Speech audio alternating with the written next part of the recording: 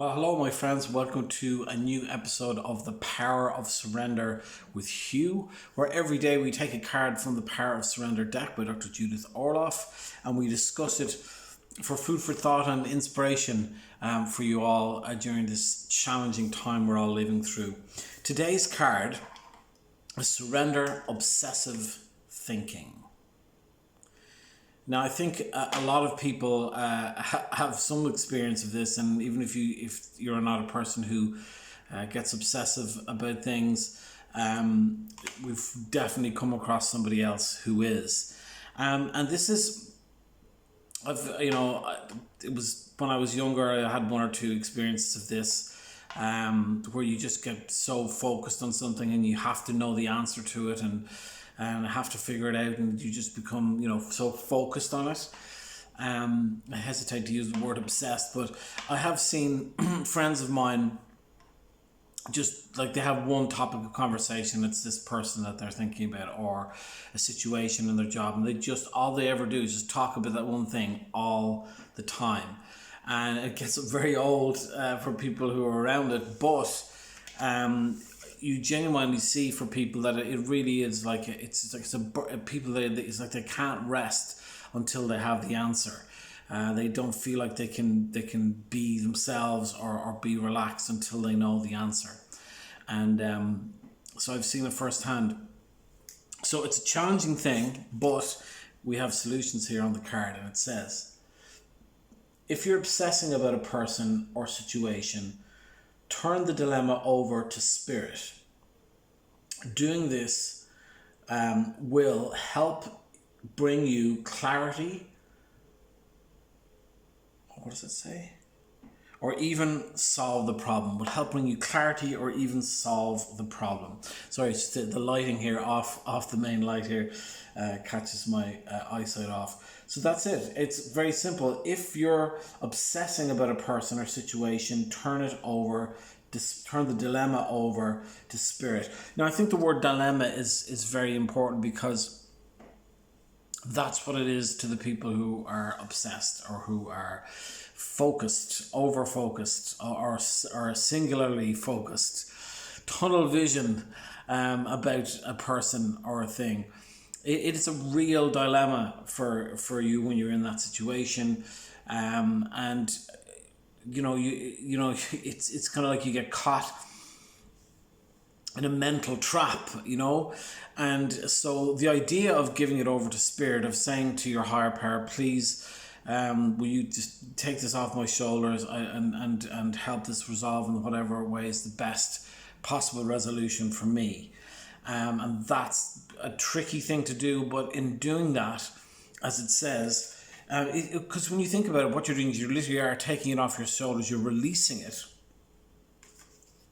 It's almost like if you were to find a friend and say, look, hey, will you do me a favor? Will you just take this and you go figure it out for me, please? I'm going to do my best not to talk about it, but you're going to take it off. It's kind of like that. It's like telling a friend to do you a favor. And it says, again, doing so will help bring you clarity or even solve the problem. Now think about this. That is the only real solution for this, for people who are so focused they can't think about anything else.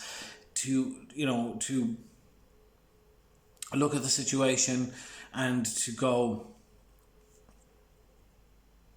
okay, I think I have some clarity with that. I think I have a better perspective on it. But you've been able to have that perspective because you've been able to step back out of the situation. And because you passed the baton, so to speak, of the problem onto somebody else. Now, even if you're not 100% believer in higher power or God or angels or spirit guides, just the sheer act mentally of you going, look, please, whatever higher power is up there, please, will you just take this off out of my mind, please, and just help find a resolution to this. Now, I think what's very important is the whole idea of not only will you get clarity, but you actually may find a solution to this situation. Now, I can say that when I was younger and I got absolutely focused on something, I can tell you that once you get a little bit of clarity, you start to see things in a different way. Sometimes if it's about a person, perhaps you see the person in their true light and not through rose tinted glasses of the tunnel vision. And so it's when you start to see that person, oh, I didn't see that before, and then all of a sudden all the pieces start falling apart and you start seeing what's really going on. And the obsession or the focus starts to just going to break apart. Now obviously, you know, obsession like this, an extreme example is when people start stalking people, and that's really a very awful thing.